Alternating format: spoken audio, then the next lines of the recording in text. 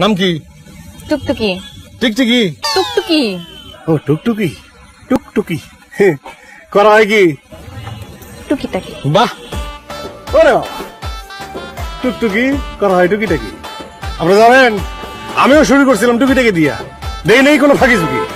আপনার নাম টুকটুকি, করবেন টুকিটাকি, শুরু হয়েছে টুকিটাকি, নাই কোনো ফাঁকি ঝুঁকি, দেখবেন সবসময় বড় হয়ে গেছে।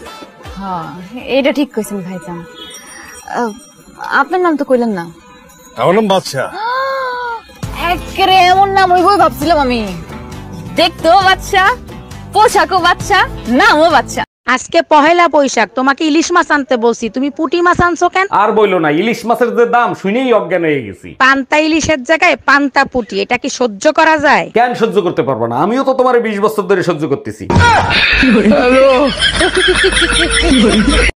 নেক্সট পেশেন্ট কে আছেন? তাড়াতাড়ি আসেন। ডাক্তার, আমার হাজবেন্ডের কি অবস্থা? উনি বাঁচবে তো? আমি খুব টেনশনে আছি। দেখেন, আপনি একদম টেনশন করবেন না, অপারেশন করলে আপনার হাজবেন্ড একদম ঠিক হয়ে যাবে। ওইটাই তো বড় টেনশন, আমার হাজবেন্ডের নামে 1 কোটি টাকা লাইফ ইন্সুরেন্স করা আছে।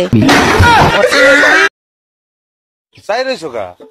সামনে দেখি কি মুই কি সালমান খান? রূপ জ্বালাইছে মোর, মোর কি দাও?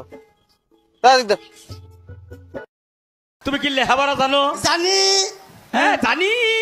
কোন পর্যন্ত পড়ছাও? থ্রিটা ছিলাম, এবার ওয়ানে উঠলাম। মাইসা 3 থেকে 4 যায়, তুমি 1 এই লেখে। ওই মাস্টারটা খালি উঠানামা করে দেখে একবার নাইমা পড়ছে, আর নামাবার পারো না।